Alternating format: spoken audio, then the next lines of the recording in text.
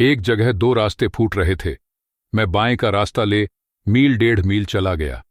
आगे एक घर में पूछने से पता लगा कि लनकोर का रास्ता दाहिने वाला था। फिर लौटकर उसी को पकड़ा। 4-5 बजे के करीब मैं गांव से मील भर पर था तो सुमति इंतजार करते हुए मिले। मंगोलों का मुंह वैसे ही लाल होता है और अब तो वह पूरे गुस्से में थे। उन्होंने कहा, मैंने 2 टोकरी कंडे फूं डाले, 3-3 बार चाय को गर्म किया। मैंने बहुत नरमी से जवाब दिया, लेकिन मेरा कसूर नहीं है मित्र।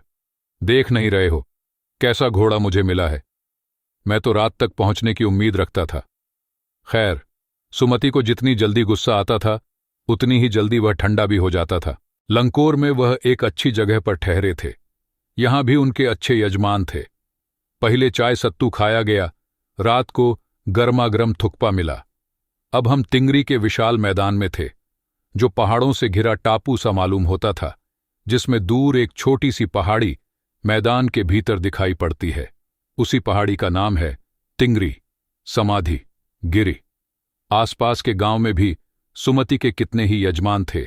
कपड़े की पतली पतली चिड़ी बत्तियों के गंडे खत्म नहीं हो सकते थे, क्योंकि बोधगया से लाए कपड़े के खत्म हो जाने पर किसी कपड़े से बोधगया का गंडा बना लेते थे। वह अपने यजमानों के पास जाना चाहते थे। मैंने सोचा, यह तो हफ्ता भर उधर ही लगा देंगे। मैंने उनसे कहा कि जिस गांव में ठहरना हो उसमें भले ही गंडे बांट दो, मगर आसपास के गांवों में मत जाओ। इसके लिए मैं तुम्हें ल्हासा पहुंचकर रुपये दे दूंगा। सुमति ने स्वीकार किया। दूसरे दिन भरिया ढूंढने की कोशिश की, लेकिन कोई न मिला। सवेरे ही चल दिए होते तो अच्छा था, लेकिन अब 10-11 बजे की तेज धूप में चलना पड़ रहा था। तिब्बत की धूप भी बहुत कड़ी मालूम होती है। यद्यपि थोड़े से भी मोटे कपड़े से सिर को ढांक लें तो गर्मी खत्म हो जाती है। आप 2 बजे सूरज की ओर मुंह करके चल रहे हैं, ललाट धूप से जल रहा है और पीछे का कंधा बर्फ हो रहा है।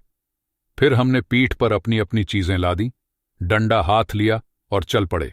यद्यपि सुमति के परिचित तिंगरी में भी थे, लेकिन वह एक और यजमान से मिलना चाहते थे, इसलिए आदमी मिलने का बहाना कर शेखर विहार की ओर चलने के लिए कहा। तिब्बत की जमीन बहुत अधिक छोटे बड़े जागीरदारों में बंटी है। इन जागीरों का बहुत ज्यादा हिस्सा मठों विहारों के हाथ में है। अपनी अपनी जागीर में हर एक जागीरदार कुछ खेती खुद भी कराता है, जिसके लिए मजदूर बेगार में मिल जाते हैं। खेती का इंतजाम देखने के लिए वहां कोई भिक्षु भेजा जाता है, जो जागीर के आदमियों के लिए राजा से कम नहीं होता। शेखर की खेती के मुखिया भिक्षु नमसे बड़े भद्र पुरुष थे। वह बहुत प्रेम से मिले। हालांकि उस वक्त मेरा भेष ऐसा नहीं था कि उन्हें कुछ भी ख्याल करना चाहिए था। यहां एक अच्छा मंदिर था, जिसमें कंजूर बुद्धवचन अनुवाद की हस्तलिखित 103 पोथियां रखी हुई थीं। मेरा आसन भी वहीं लगा। वह बड़े मोटे कागज पर अच्छे अक्षरों में लिखी हुई थीं। एक एक पोथी 15-15 सेर से कम नहीं रही होगी। सुमति ने फिर आसपास अपने यजमानों के पास जाने के बारे में पूछा। मैं अब पुस्तकों के भीतर था, इसलिए मैंने उन्हें जाने के लिए कह दिया। दूसरे दिन वह गए।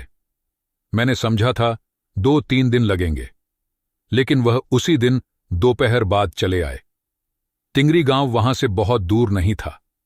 हमने अपना अपना सामान पीठ पर उठाया और भिक्षु नमसे से विदाई लेकर चल पड़े। तो ये है राहुल सांकृत्यायन द्वारा लिखी गई ल्हासा की ओर। अब इस यात्रा वृत्तांत से संबंधित सभी प्रश्न के उत्तर को जानने के लिए वीडियो के डिस्क्रिप्शन में लिंक दी हुई है। लर्नैक्युलस क्लासेस के यूट्यूब चैनल को सब्सक्राइब और शेयर कर हमें सपोर्ट करें।